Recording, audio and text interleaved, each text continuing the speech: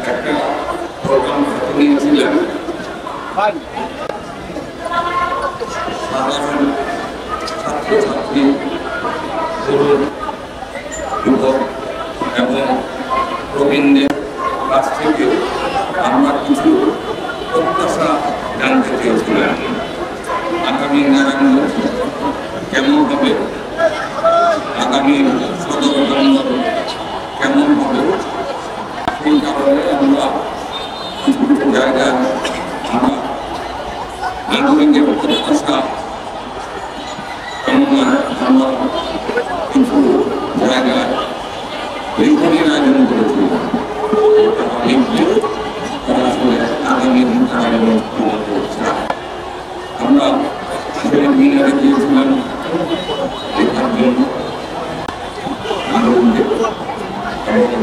আমরা গিয়েছিলাম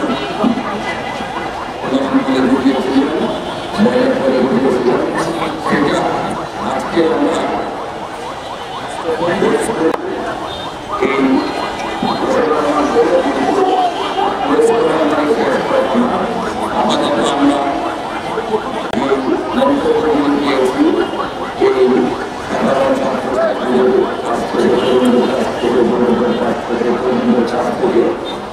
এখানে আমরা কাজ করবো। এরপরে আগাম ইনশাআল্লাহ আমরা এটা কিছুদিন পরে এই ধারণা এগুলি আমার দিয়ে যারা দেখবেন তারা অন্যান্য বিষয় নিয়ে দেখবেন। আমরা একটা জিনিস বলতে চাই, আমি জাতীয় দলের বিশেষ করে মানুষ এবং জাতীয় দলের দল থেকে নমিনেশন দিয়েছি, নির্বাচন করব। আমাদের ভারপ্রাপ্ত চেয়ারম্যান তারেক রহমান বলেছিলেন, আমার আগে আমরা, আমাদের আগে দেশ, ক্ষমতার আগে জনতা, সবার আগে বাংলাদেশ। এই যে একটা কথা, ক্ষমতার আগে জনতা, এই যে আমরা এটাকে প্রমাণ করছি যে আমরা আগে না, আগে জনতা। এই কারণে আমাদের এই মতামত যে আমরা আসলে জনতার মতামতের উপর ভিত্তি করেই আগামী বাংলাদেশ, সেটা নেতা বা আমার কোনো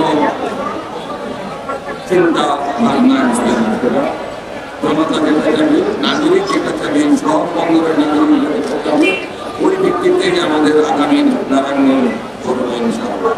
এই কারণেই আসলে আমাদের এই ধারণা এসেছে, এই ধারণা থেকেই আমরা এই পদক্ষেপ নিয়েছি। ইনশাআল্লাহ আগামীতেও এই ধরনের বিভিন্ন রকমের আমরা আইডিয়া নিয়ে আশা করি আপনারা আমাদেরকে কিছু ধারণা দেবেন। আমি এই যে আগামী বাংলাদেশ তরুণদের চোখে দেখতে চাই, সেটা আমরা এই যে যারা দাঁড়িয়ে আছেন তাদের যে লেখনী আমরা আজকে দেখলাম, এইটাকে বোঝা যায় যে তারা আসলে আগামী বাংলাদেশটা তারা তাদের নিজের মতো করে দেখতে চায় এবং সুস্থ ধারায় দেখতে চায়। এখানে দেখবেন দাবি কিন্তু খুব বেশি না, ওদের দাবি খুব বেশি না। এখানে আমার এবং ওদের দাবি একই।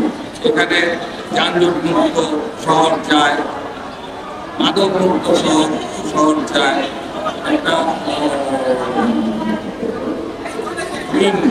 সবুজ একটা শহর চায়। বলে যে তারা যে তাদের যে খাদ্য সাপ্লাই দেয় যারা, তাদের বিরুদ্ধে তাদের কিছু কথা আছে, এখানে কিছু দাম বেশি রাখেন এবং হাইজেনিকের ব্যাপারটা আছে। এটা কমন, মানে এমন না যে অনেক জটিল কিছু চেয়েছে আমাদের ছাত্র তরুণরা, এই যুবকরা বা প্রবীণরাও অনেক ধরনের এখানে করেছেন। ওনাদেরও একটাই দাবি যে মাদক মুক্ত শহর চাই।